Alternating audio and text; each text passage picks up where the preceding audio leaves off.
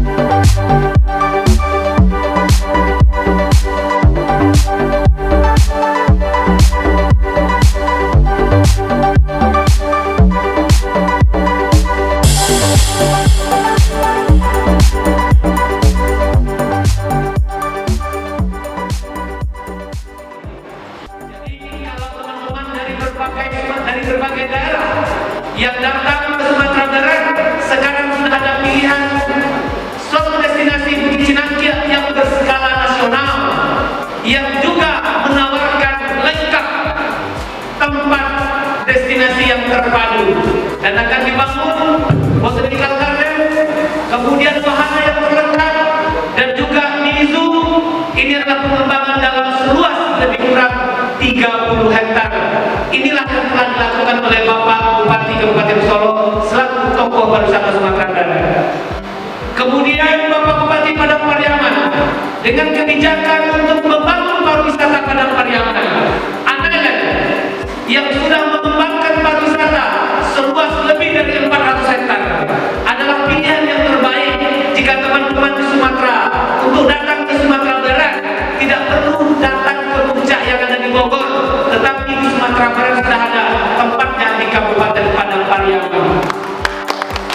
Kemudian kami juga memberikan penghargaan ini kepada Bapak GM Angkasa Pura II karena selama ini kita melihat Bandara Internasional Minangkabau diberikan kesempatan yang seluas-luasnya untuk mempromosikan destinasi pariwisata. Kami sangat bangga dengan Bapak GM yang pada saat sekarang ini kami berikan penghargaan. Selanjutnya kami juga memberikan kepada pimpinan Bank Indonesia yang akan ke depan berkolaborasi dengan DPD ASITA Sumatera Barat untuk mengembangkan dan membangun pariwisata. Saya sudah sampaikan kepada Bapak Ketua DPRD, kepada Bapak Gubernur, dan juga kepada Bapak Bupati dan Wali Kota, juga kepada pimpinan Bank Indonesia. Pada tahun 2022, saya berkeinginan Minangkabau Future International Mas akan diadakan di Sumatera Barat. Oleh karena itu saya berharap kepada Ibu Ketua Umum untuk mari sama-sama ini kita dukung agenda DPD ASITA Sumatera Barat pada tahun 2022. Kemudian yang tak kalah pentingnya hubungan kerjasama yang sudah kami bangun lama dengan NTB. Saya sangat bangga dan sangat berterima kasih. Selama ini adalah partner yang terbaik bagi kami, NTB Malaysia.